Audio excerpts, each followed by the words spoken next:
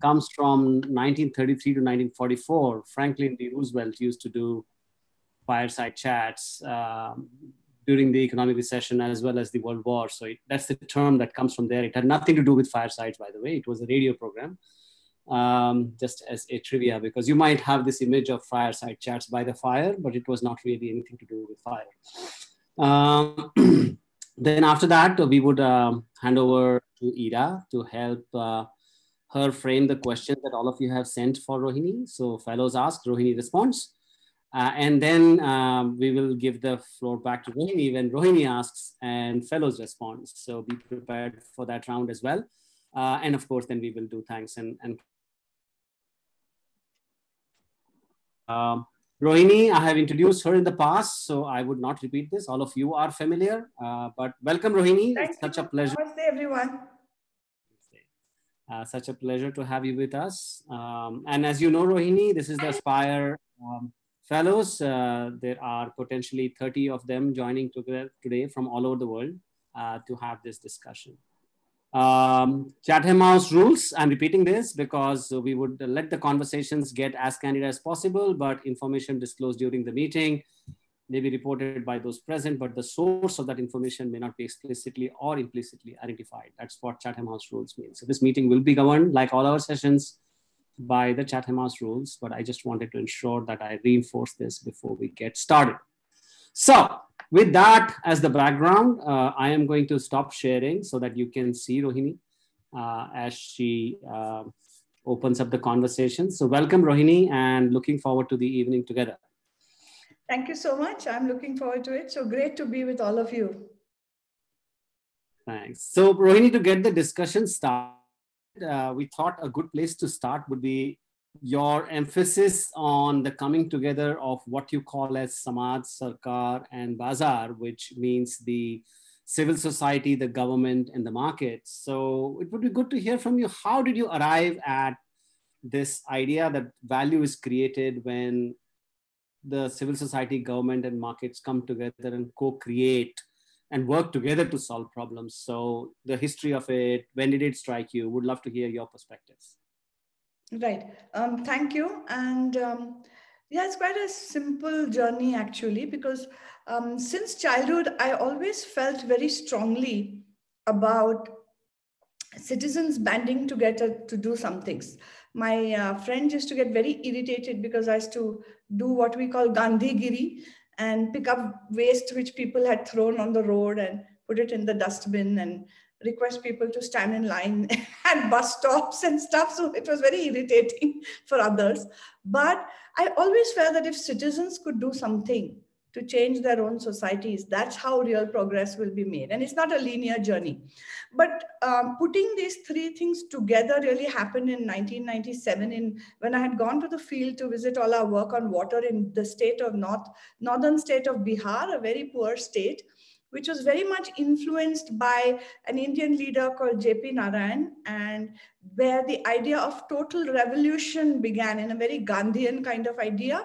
And some of our partners there with whom we were working at Arghyam, one of them is called Mr. Premji from Samata, and we got talking, and he started saying that, you know, in the good old days, there's always a good old days, society used to be very strong.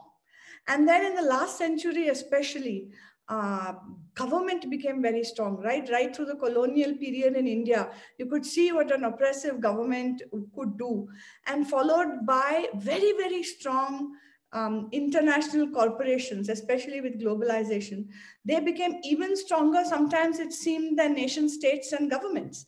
And then he said, the society kept getting pushed back and back and back to the lowest point instead of being at the top, right? And after that, it really made me think and read up a lot about societal movements, about social change, about power structures, really. And it occurred to me that in this continuum of society, and civil society is a part of society, all of us are part of society, and markets and the state, in this continuum, that the most important sector was the societal sector. It should be called the first sector. Sometimes it's called the third sector. And that if we want any change to happen, we have to look at the role of all these three and not let it get messed up. It can sometimes change, but the edges are not very sharp between these three sectors.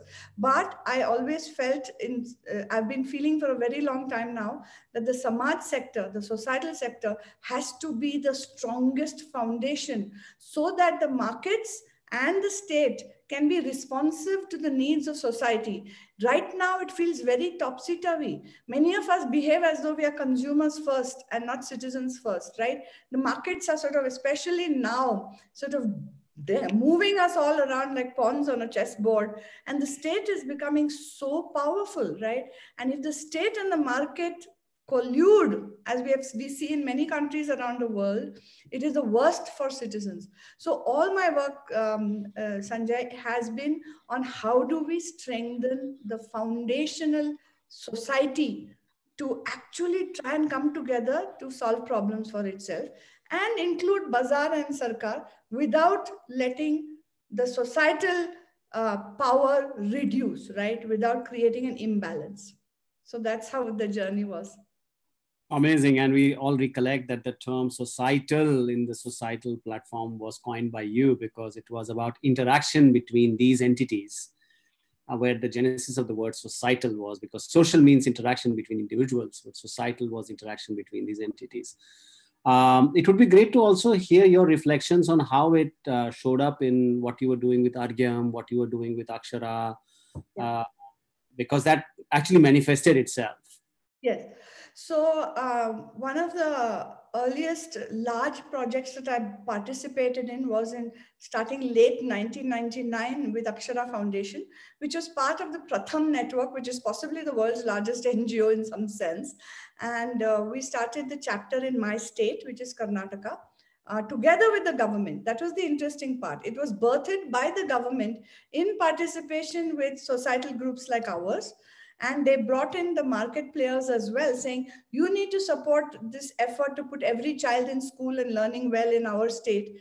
And so they started off with meetings where they called philanthropists, corporate representatives, civil society people, and all of us together sort of set out the goals. We co-created the vision of making sure every child would be in school and learning well.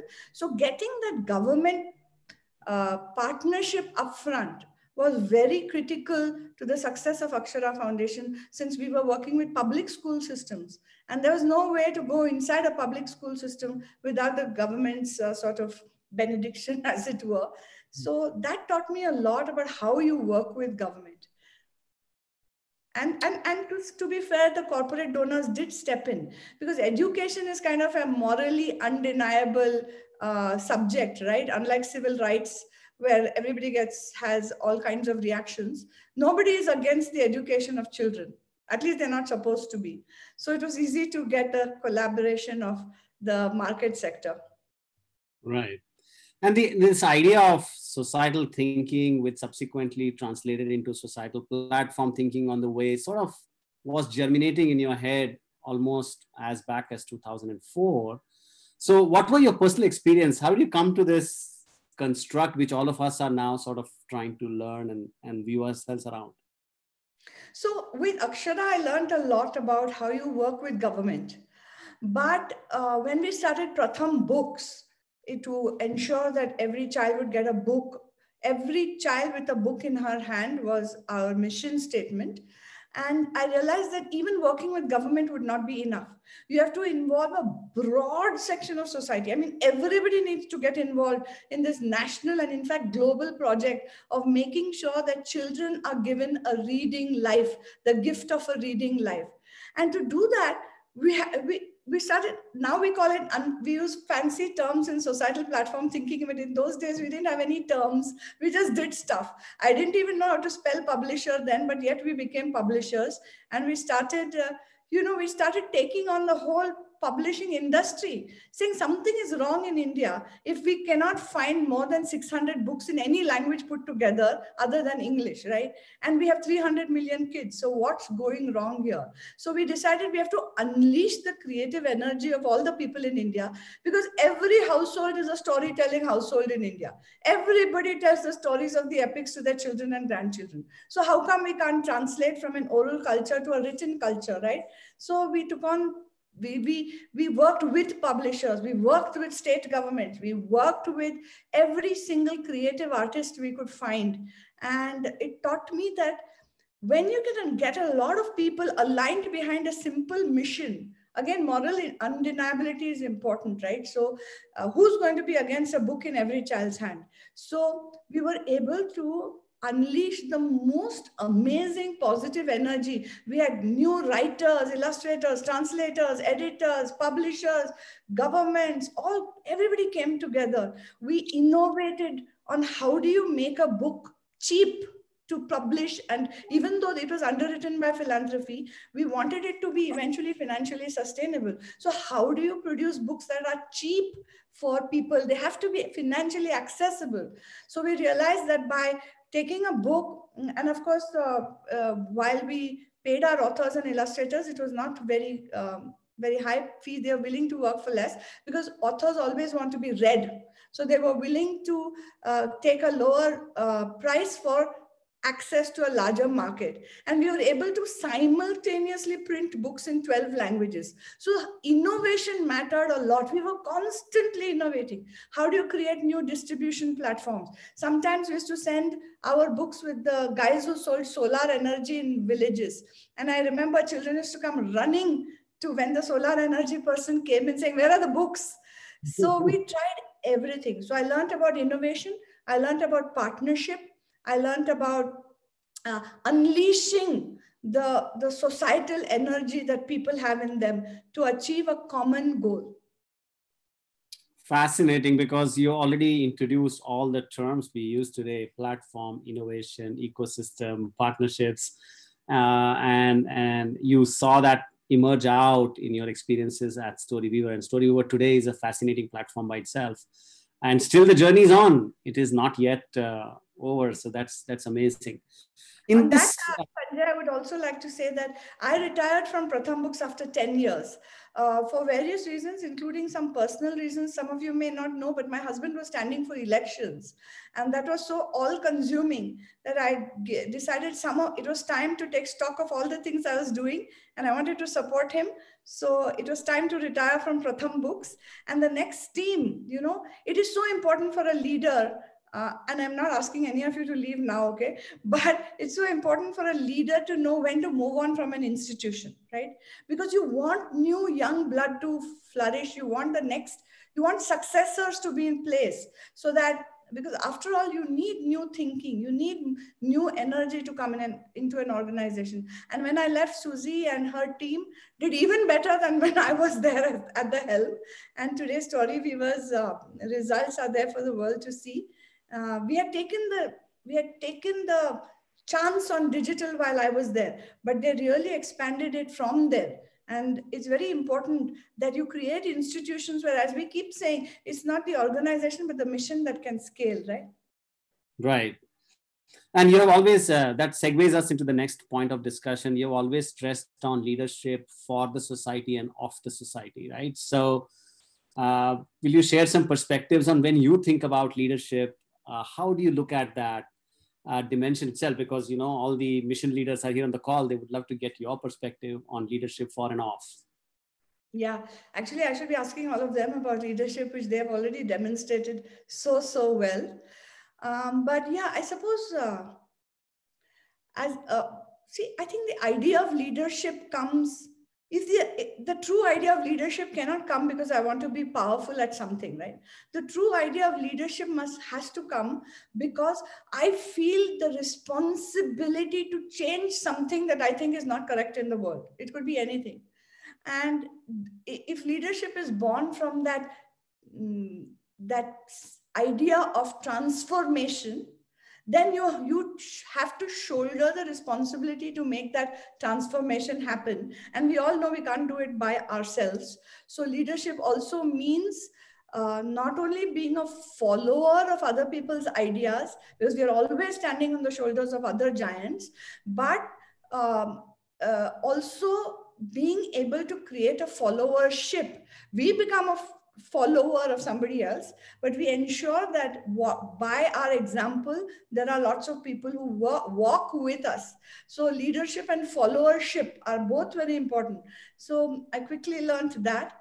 And I think for me, always the power of intent matters a lot. And I did realize on the way, however, that just the power of intent is by no means enough. So, which is why I call it now you need the grammar of the intent too. Because power of intent was very nice when I co-created my first institution in 1992 called Nagarik, because we wanted to have safer roads in India. And by every metric, it was a disaster because our power of our intent was very strong. We would stand at traffic junctions for hours on end and do all sorts of things. But we didn't yet have the language or the grammar of that intent so that we could be effective. That a leader must learn. With his or her team, we have to understand how to create a grammar so that people can build a language on top of that grammar, which is what now, of course, we call unified but not uniform. So for me, leadership is about enabling the grammar of that intent so that everybody can work on enriching the language of that mission or whatever that we decide to do together. That's fascinating. And you have also stressed on the ethical fiber as a very important dimension of this. So would love to hear your experiences and perspective on that very fundamental element of leadership.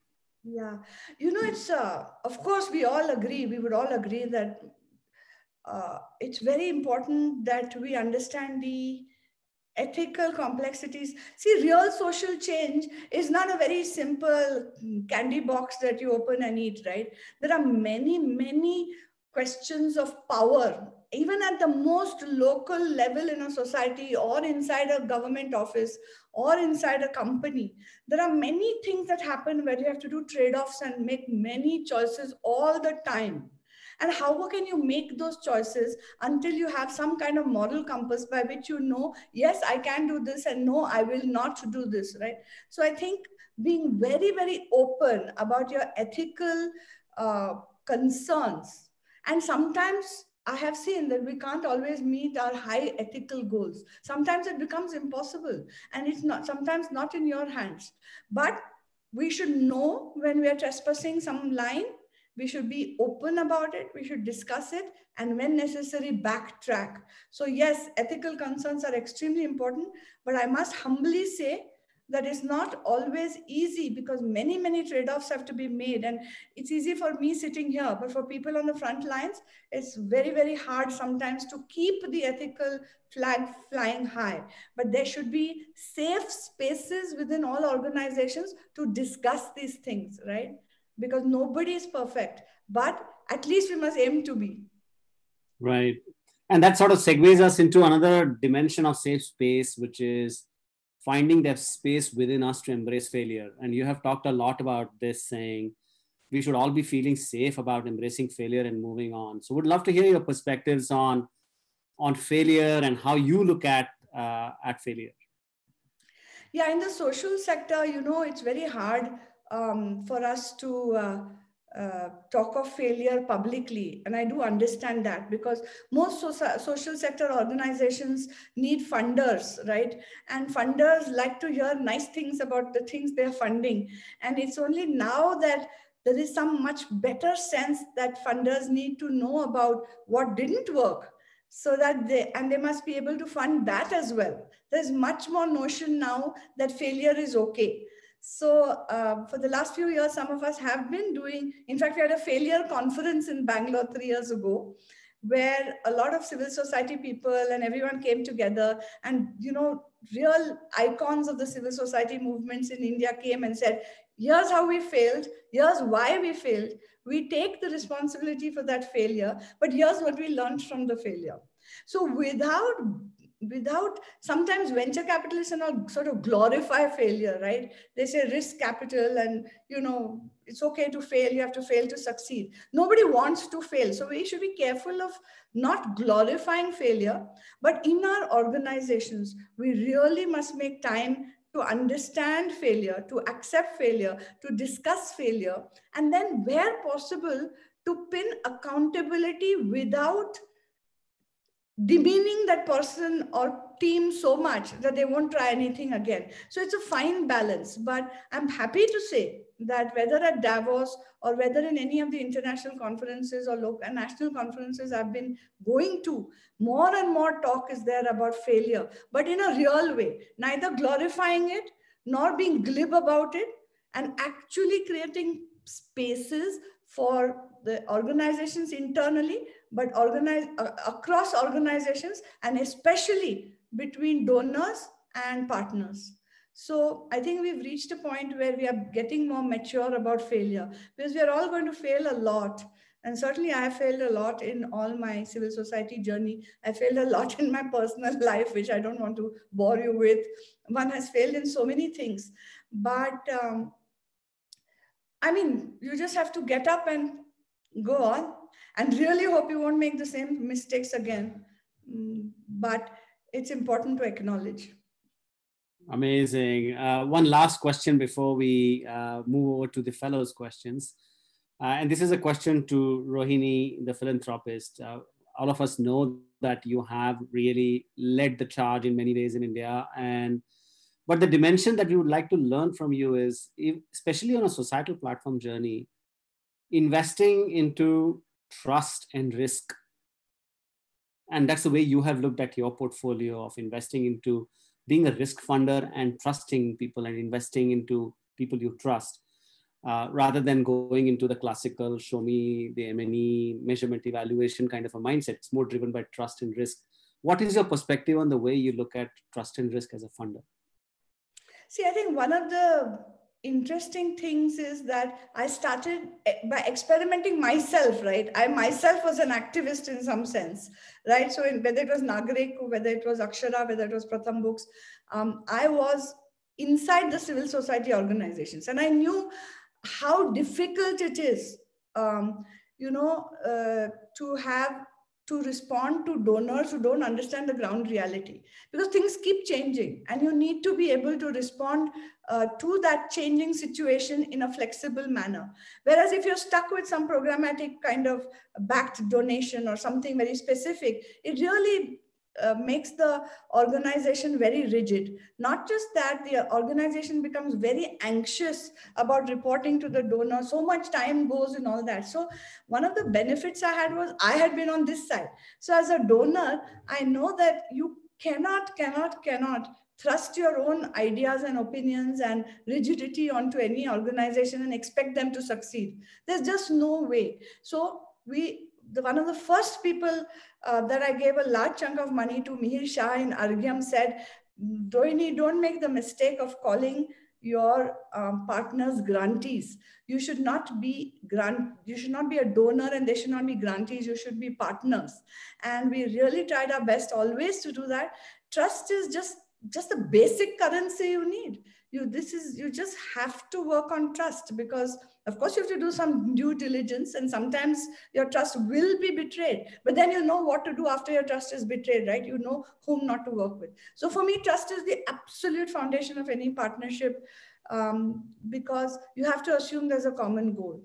And in terms of risk, yes, I try to do a little risky philanthropy. In India, I think we don't have enough philanthropic capital for bolder things. Like I try to support work in independent media, which we did get a bit of backlash for.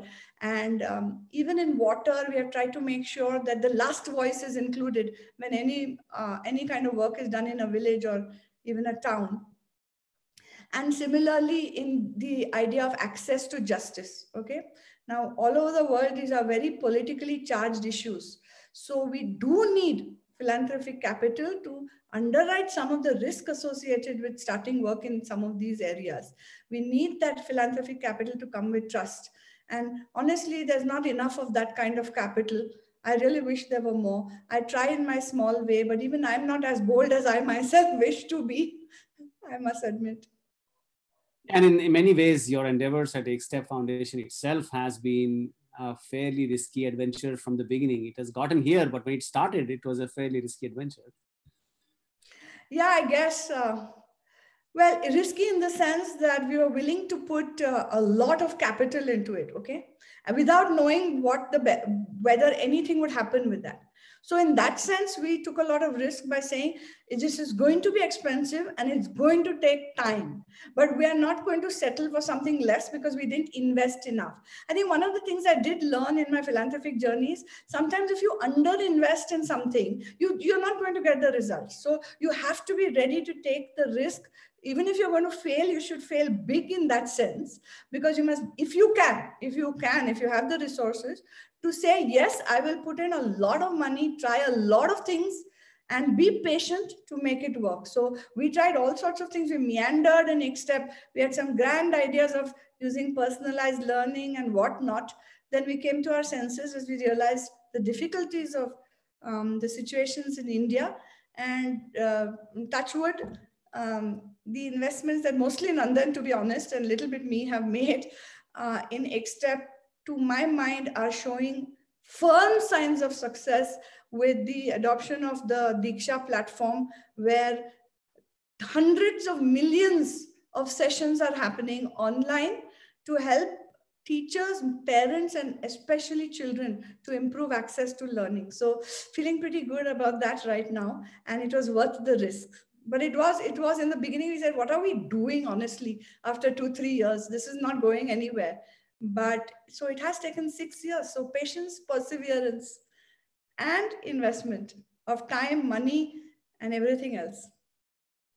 Fascinating. Last week saw Diksha doing 10 million learning sessions on one day, right? So that is something very, very interesting.